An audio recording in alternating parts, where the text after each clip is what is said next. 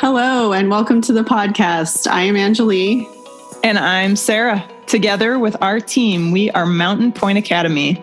We are so excited to share insights into education with you and hope that you can find value in these conversations geared toward fostering lifelong learners. Let's talk. Hey, everybody. Welcome to our podcast episode today. Today, we're talking about lifelong learning and what it means to become a learner. It's something that we talk about all the time. I feel like every week, lifelong learning comes up in conversation. But I'm sure a lot of people are wondering, what the heck does that mean? It's such kind of a cliche, term. So, let's unpack it a little bit. Like, what does that mean? What does it mean to be a lifelong learner? What does it mean to learn to become a learner? What does that look like? How do we do that? Angelie, what is your idea on what a lifelong learner is?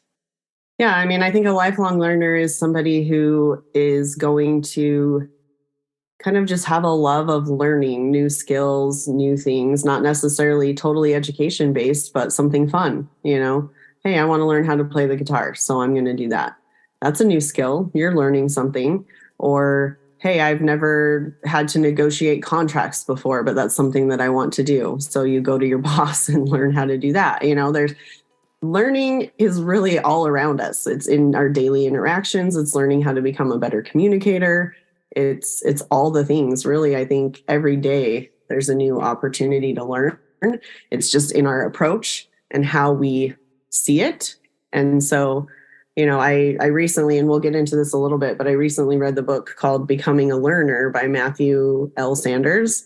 And I was like, man, this is such a good book. And I wish I had read it, in high school, heading into college, so that I could recognize really the true value of an education, which is learning how to become a learner, because that's a skill that's not going to go away. Hopefully in your life, if you're willing and moldable, then you never stop learning, right? But again, it's kind of learning requires a courageous action for you to take responsibility for that.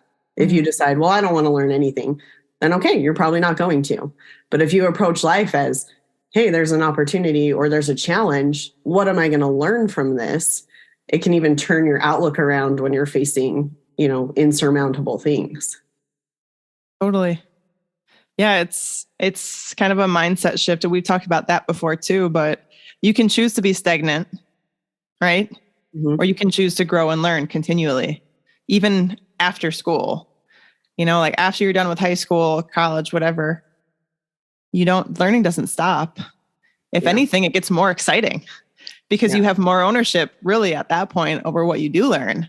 You can learn anything. And honestly, you can start in high school. There's nothing stopping you from choosing something that you're interested in and learning more about it, even if it's not a specific subject in school.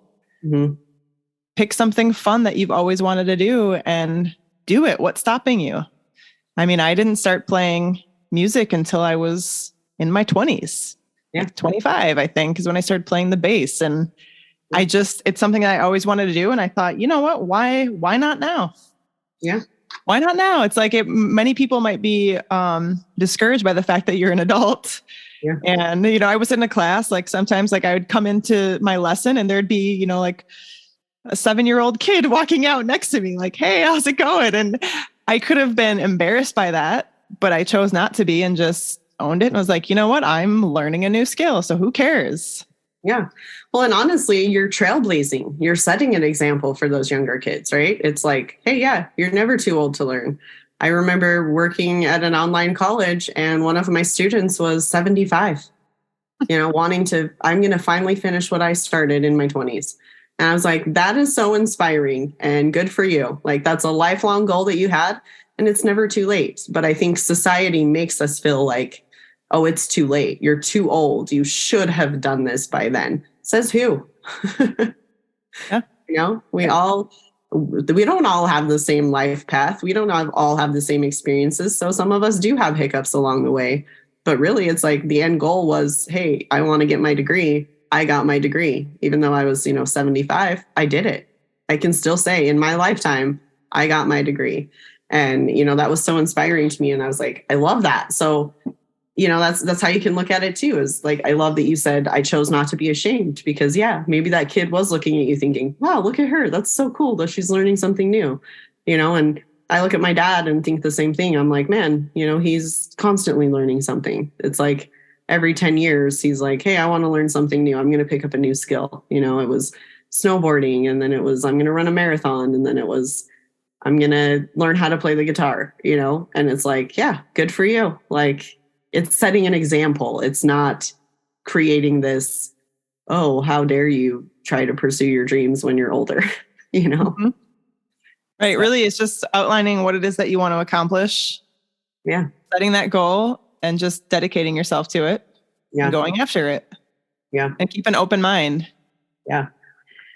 It's so true. And like, so this book, I'm going to reference this book a lot because it was really good. And I was like, man, this is a gift we should give high school graduates, because I feel like it will, especially if they're planning to go to college, because it really just, I'm like, man, this would have been a great conversation for me to have before I go to college. Because when I went to college, it was, you're going to college to get a degree so you can have a better job, right? Like that was the focus. Like, you go to college to get a good job. That was the messaging that was being taught. It wasn't this whole, you're going to go to college to learn skills that are going to help you through your life, no matter what job you ever have, right?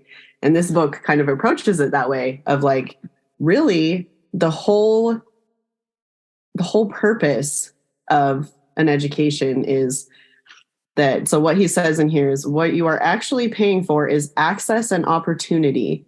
You are not purchasing an education. Your real investment is time, energy, effort, and hard work. Too many students don't have the mindset of an apprentice. Instead, they sit back and expect to be taught. You are not in college to buy something. You are there to become something. And I thought that was so powerful. Obviously, this is like spread throughout the book. That wasn't in the same section, but these were highlighted portions that stood out to me as I was reading it. And I was like, that's so true. And it's even the same thing for like a high school education. You might not be paying for it in the sense if you're at a public school, but you are paying for it with your time, your energy, and your effort. Those are costs, maybe not monetary costs, but how are you investing this? And it's just that simple, like you said, a simple mindset shift of, how can I see this as a learning opportunity?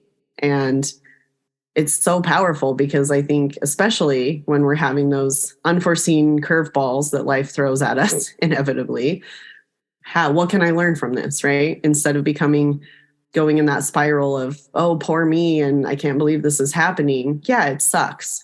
All of us have crap that we go through. And how are we going to let it refine us to become a better version of ourselves? And really, I think that's the power behind lifelong learning, is how am I going to better myself as a person instead of just staying stagnant? Because it's not fun, at least not for me. Maybe some people are comfortable with stagnation, but in my life, I felt those periods of like, kind of like I flatline, right? Yeah. And I'm like, wow, what am I doing with my life? I don't feel like I'm learning. I don't feel like I'm contributing. Like, what purpose do I have? It's in those moments that it's like, okay, well, what can I learn? How can I become a better person? Like you, Sarah, like you seized the day. I want to learn how to play bass. I'm going to do it. Awesome. Go for it. Me, a couple episodes ago, we talked about goal setting and, how I had a goal to write a book since I was a kid. I finally submitted it, guys. Like, I did it. And it's like, who knows, I might hear back in like 7 months from a publisher, but I did it because I sat there and was like, I could sit on this for another 10 years, but what am I afraid of? Just put yourself out there. Right. And it was exhilarating and scary, and who knows what will come of it. Maybe I'll never be a published writer, but hey, I did it, and it's those moments of like seizing the day and learning. Like, am I going to know if I could ever be a writer? I don't know. Because if I never took action, you would never know. Right. Right. And that's kind of how it is with this taking control of your own learning and what you want to learn is powerful. 100%. And we've had guests on our podcast too that have spoken about this. And like, so I also think of career choices too. Like when I'm thinking of this, is like some career paths might be more conducive to giving people the space to learn new things within their industry. where others are just by nature, just like you show up, you do your job, not a whole lot of like movement that you can do within the company. And even if you can't move up per se in a company, you can still expand and learn new skills. So if it's something that you're like, you know what, I want to constantly learning and growing, think about that when you're deciding like, okay, what do I want to do for a career path? Like what will allow me to continue learning and growing as a person? And it helps when it's something that you're passionate about. Yeah. A lot of people just think about the money, like going into a career, but like the ability to grow as a person gives sometimes so much more reward than having a certain set, income that you have in your mind. Like, oh, I need to be at this minimum amount, but you don't always realize that doesn't necessarily fulfill you. Yeah. So you're in it and you're like, well, I'm making this money. Why am I not being fulfilled? Yeah. Why am I not happy? Why don't I feel like it's so true? And I love that you spoke to the point of, find a career field that can challenge you and give you learning opportunities, especially if you're the type and the type of personality you are where you like to be challenged. You get bored doing the same thing every day. Okay, well, what opportunities are out there for you to learn more? Again, even in a workplace, it's like you take accountability of your learning. And if you can present yourself as a valuable employee, your boss is going to recognize that effort, hopefully. Not always, but hopefully, right? If you're in a good work environment.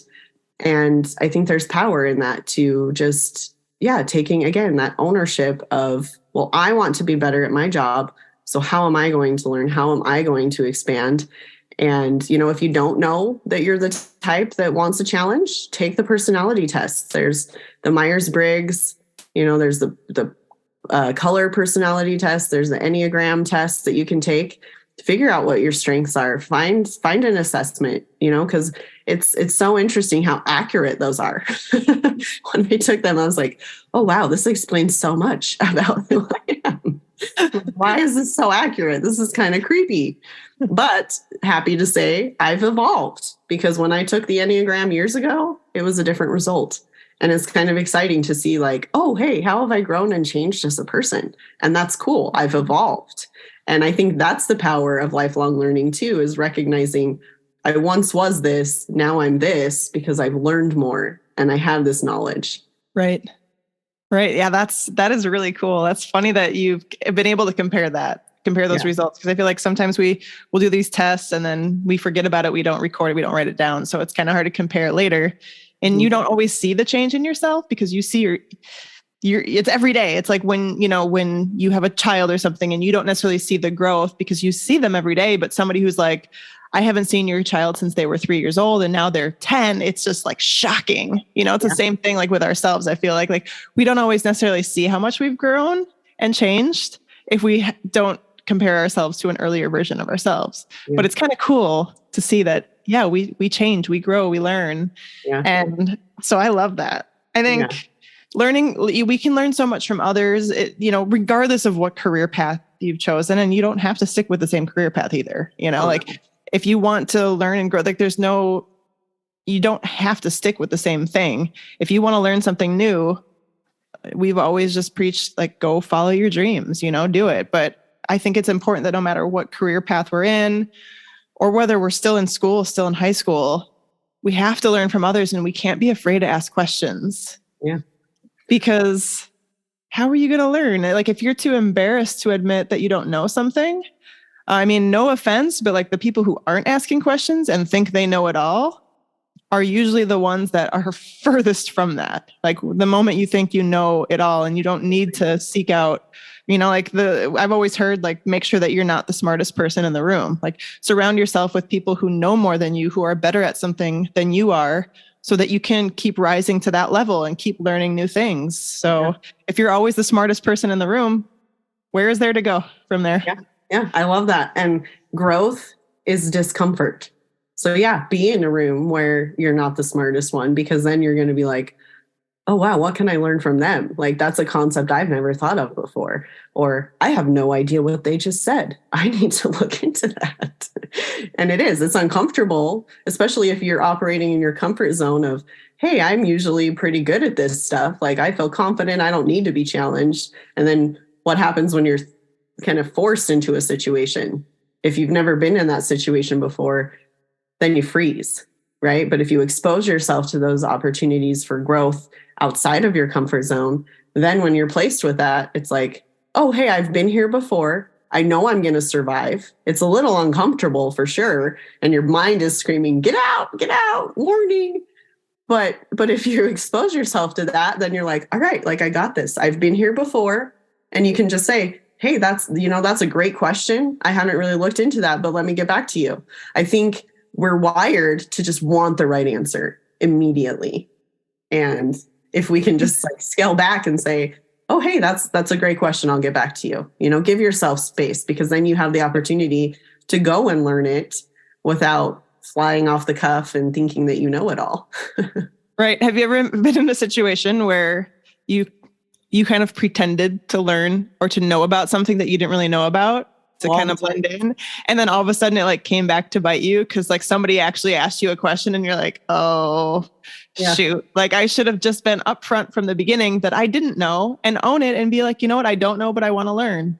Yeah. Instead of trying to pretend that you know it, because it's going to come back to bite you. Like you don't have to know all the answers. Yeah. You don't have to pretend. You don't have to be embarrassed of looking incompetent. We've had to have this conversation with teachers and different, people who have been a part of our team too, is like, you're not required to know everything. But if you don't ask, how are we going to know that you need help? How are you going to keep improving? Like you don't have to be that person that knows it all. Yep. Yeah. And when I'm in those situations and I'm like, oh, I don't know much about this topic, I just listen and I absorb and I learn. Right. So I don't have to be the one that's contributing to the conversation and saying, well, this is my opinion on this and this and this. If I don't know about it, I'm not going to share my opinion because I don't have enough information about it. Right. And so that's okay. We don't have to be the be all, know it all, because again, there's so many opportunities for growth and learning outside of that. And I think there is power in just, observing and learning. And then, hey, if that topic interests you, hey, go and learn more about it. Right.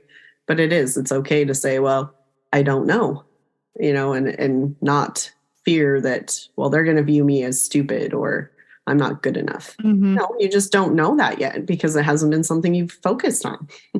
Right. Yeah, I agree. So what would you say are some like the biggest habits of a lifelong learner? If you could think of like if somebody's listening, they're like, all right, I want to start changing my mindset. What's something they can do? Because I will just say right off the bat, this is something that I struggle with. Mm-hmm. I would like to do more of it. But when you're so busy, it's hard. But that's read, like read books. Yeah. And it's hard when you're a busy person and you're living and dying by your Google Calendar.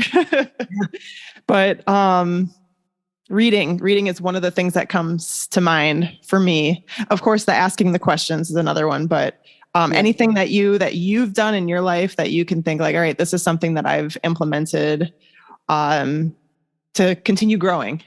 Yeah, no, I love that. I think one habit is just constantly be questioning it, right? Not getting too comfortable. Again, we come back to this conversation about comfortable. Like I read somewhere sometime, and I don't know who to credit it to, but it basically said that, growth comes outside your comfort zone.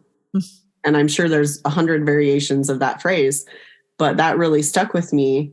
And so I try to remember that like, you're not going to be growing if you stay comfortable. Learning new things is uncomfortable, right? Like I'm sure, Sarah, the first time you got on a stage with your bass was uncomfortable because you're like, it's frightening. Yeah, that's frightening. What I mean, right? And exhilarating at the same time. Yes. Like, yes, I want to keep doing this. And that's the thing. If you stay in your comfort zone, you're never going to experience that exhilarating, exciting, hey, I did this kind of feeling, right? So I think a good habit for people who want to become a learner, because let's say maybe you're like Sarah and you struggle with it and you're like, I want to have this attitude of learning. I want to learn more, but how do I develop it? I think asking those questions is a good start. And here's some questions in this Becoming a Learner book that you can ask yourself, because these can kind of get the wheels turning. And if you're like me, journal it out. write it out, because then it's going to like stick in your head of, oh yeah, I want to do this. But so Matt Sanders outlines, what will I do when I find myself in a learning environment that I find difficult or challenging? How will I evaluate my success in ways other than with my grades? What is my plan to improve my work ethic and integrity? And that's even during high school, during college, during your career. You can ask that question at any point in your educational journey. And then how will I deal with failures, setbacks, and obstacles? And I think those are some key questions to ask when you're trying to learn something new, right? Because there's going to be setbacks, there's going to be failures. I think we're so failure adverse in society, but we fail to recognize that, hey, that's how you learn something, right? Thomas Edison didn't succeed his first attempt. Amelia Earhart didn't succeed her first attempt. There's lots of failures mixed in with the success. And I always, for those sports fans, I always think of Michael Jordan being cut from his high school basketball team.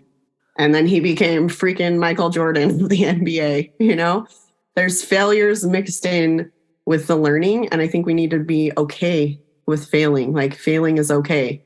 It doesn't mean that you're not a good person. It doesn't mean that you're less than or not enough. It just means, hey, I tried this. It didn't work. Now I'm going to figure out how to do it. Are you putting yourself out there? Yeah, you are. It's a vulnerable space to be. It is. And it's scary. Like you said, it's that exciting, exhilarating, scary space to be. But once you get to the other side, it's like, holy crap, I just did that. Yeah.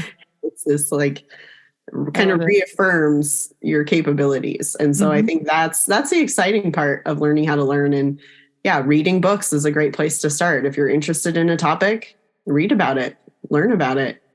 And there's this thing called the internet too. The internet? There's this thing called the internet. Like, there's a lot of info out there. Yes. You can pretty much learn anything that you want. Yeah, watch a YouTube video. I admire this colleague I have. She's like, well, my sprinklers came on in the middle of winter. I had no idea what was happening. And, it was like watering my snow. So she got on YouTube, watched a couple videos and fixed it herself. There you go. Perfect example of lifelong learning. Like, I'm going to fix it myself. I'm going to problem solve for me. And you're right. The internet's a great resource for that. I had a college friend, again, somebody I was following on Facebook, but an old college friend that I actually used to play softball with too. I laughed so hard because she posts these pictures of her decorating like these cakes that she sees on the internet. So it's like, the whole Pinterest fail thing.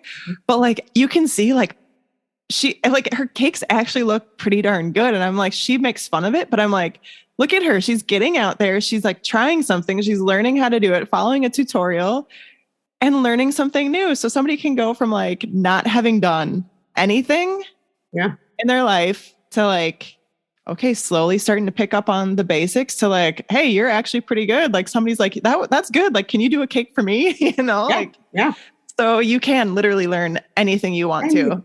Yeah. And I think that's the importance of formal education, is fostering that idea of learning how to learn and getting excited about learning. Because again, it's not gonna, I think we have it in our minds, at least I did. I remember thinking, oh, once I've graduated college, then I've arrived. I've learned, I've done it, I'm good to go. I didn't take into account, well, hey, there's new systems that are going to come out. There's new software you have to learn. There's new XYZ associated with the job. Like, learning never stops, really. And so if you can, again, be adaptable and have the attitude of, okay, I'm going to learn, instead of resisting change and no, I'm not going to do that, then it's going to make your life a lot easier, because especially with technology, it's constantly evolving.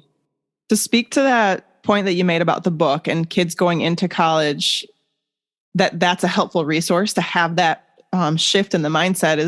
It came to mind that, so my dad is like a contractor. He builds homes, often had a team of workers underneath him,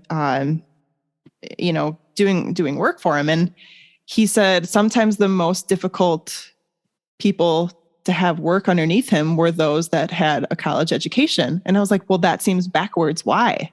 Why is that? He's like, because they came with all their books and they said, oh, I already know how to do this. I was taught this already. I learned in my book how to build a home. So I'm good. I don't really, I don't need your help. You don't need to watch me do it. I got this.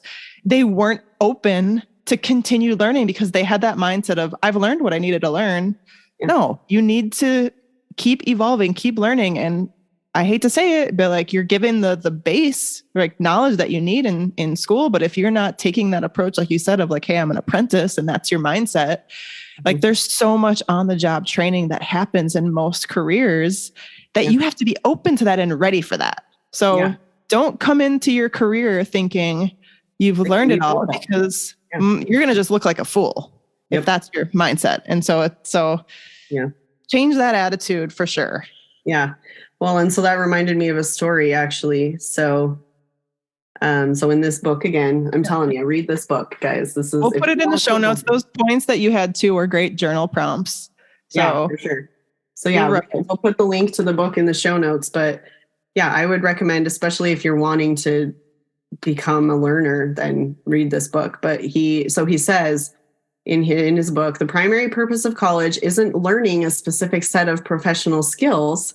The primary purpose of college is to become a learner. And he goes on to share a story of a professional who is I think he's a computer science person, and he was the hiring manager for his team. And he said, I don't hire the C+ computer science college student for these jobs, even though it's a computer science field. I don't hire those people. I hire the, B history majors to come work for me because I know that they have the discipline and the skills to learn and will do the job.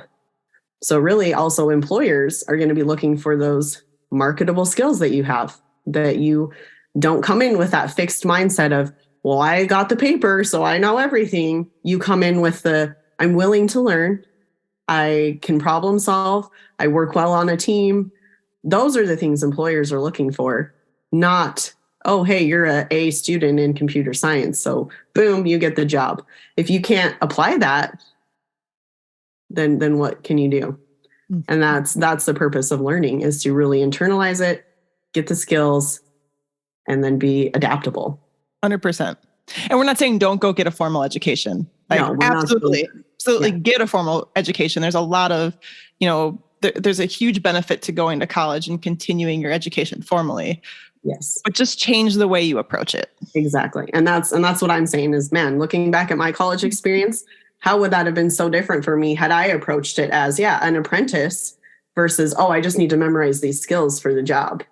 Because that was the mentality back then when I went to college. That's what I had learned. My whole life was you go to college to get a good job. And that was it. There was no discussion about, but what you're learning in college is real world skills that are going to translate. And so that's all I'm saying too is, trust me, I'm a huge advocate of formal education. I have a master's degree. If I didn't believe in formal education, I wouldn't have gone that far. But shift the approach to how you're learning, and it will be that much more effective, and you'll be that much further ahead with your college education because you'll have the milestones and the skills to just get there. Amen. So, yeah. Cool. Yeah, like Sarah said, we'll put the book in the show notes so that you can read it. Like she mentioned, has great journal prompts. You can sit there and contemplate, hey, how can I become a better learner? How can I apply this to my life? Whether it's I'm a high school student looking to figure out the real world application to why I have to learn this stuff, or if you're a college student listening and, hey, what can I do to be better? Or you're already a business professional and you're thinking, hey, how can I up level in my job because I feel stuck and I want to learn more. I need a challenge. So it's a great book. Highly recommend it. And let us know your thoughts about what it means for you to be a lifelong learner. And we'd love to hear your thoughts. So thanks, guys. We'll see you next time. We hope you have enjoyed today's episode and you learned a bit more about the power of education. If you liked this episode, be sure to share it with your friends. Our goal is to get the rising generation excited about lifelong learning so they can continue to improve their quality of life, not only through formal education, but through the love of learning by exploring their talents, passions, and dreams. And if you have a student or you are a student, be sure to continue to listen for exciting Career Day episodes to help you figure out what you want to be when you grow up. And if you are on the fence about online learning or aren't sure if it's the right fit for you or your student, we are doing free consultation calls at mountainpointacademy.com/let's chat. Thanks for joining us, and we will see you next week.